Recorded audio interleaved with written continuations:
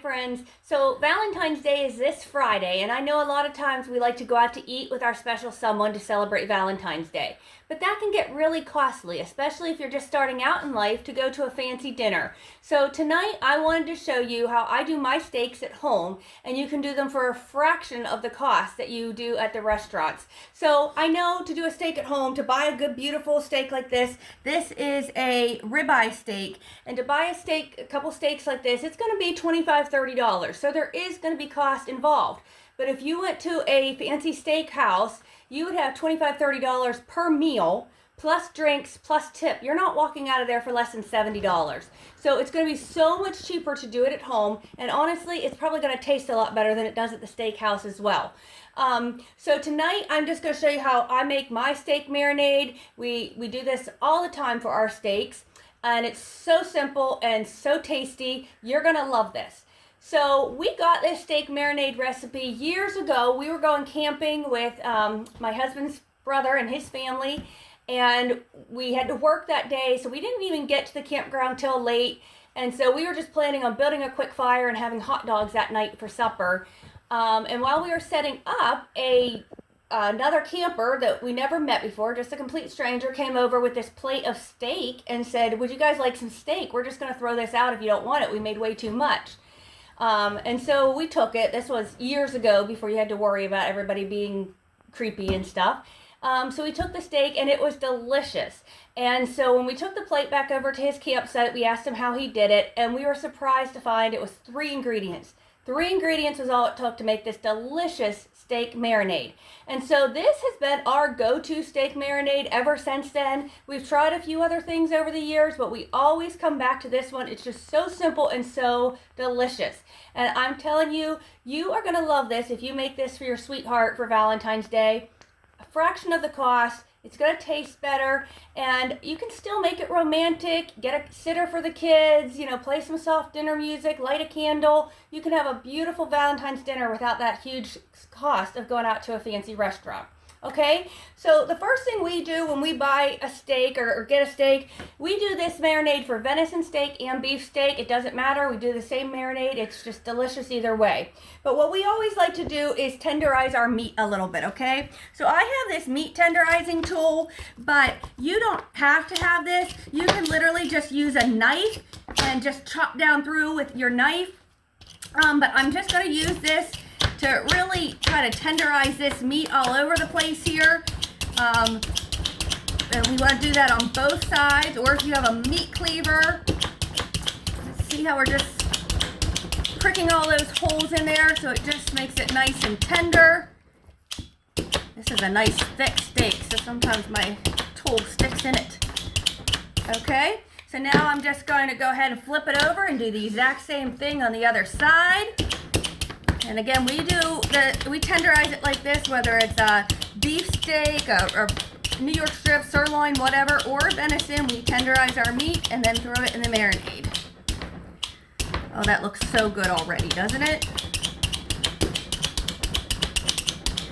I'm surprised my dog's not out here begging, smelling this meat. Okay, so we're going to call that good. So now we're going to go ahead and make the marinade. Like I said, it's 3 ingredients. So I'm just going to go ahead and marinate in a Ziploc bag. You can use a bowl, or if you have a marinating bucket, but today I'm just going to use a Ziploc bag. All right, so the first thing you need is a 1/2 cup of olive oil. Now, the marinade I'm making is probably enough for about 2 pounds of meat. If you were doing more than 2 pounds, you probably want to double the recipe. So let's see, a 1/2 cup of olive oil. All right, just going to put that right in my bag here. Okay, then you need a 1/4 cup of soy sauce. Now you can use regular soy sauce for all of it. You can use low sodium for all of it. We kind of like to mix the two. Sometimes, just depending on the brand and stuff, it seems a little salty for us if we use straight soy sauce. So we need a 1/4 cup total, however you want to do it. I'm going to use about an 1/8 cup of regular soy sauce and an 1/8 cup of the low sodium.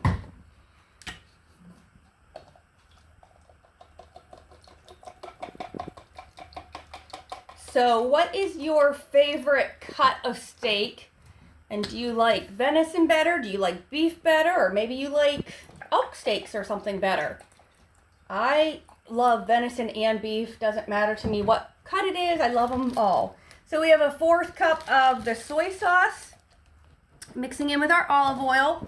And then the only other ingredient is you need 4 teaspoons of steak seasoning. Now, when the gentleman first gave us the recipe, he told us McCormick steak seasoning. And so that's what I bought for years, but McCormick is so expensive.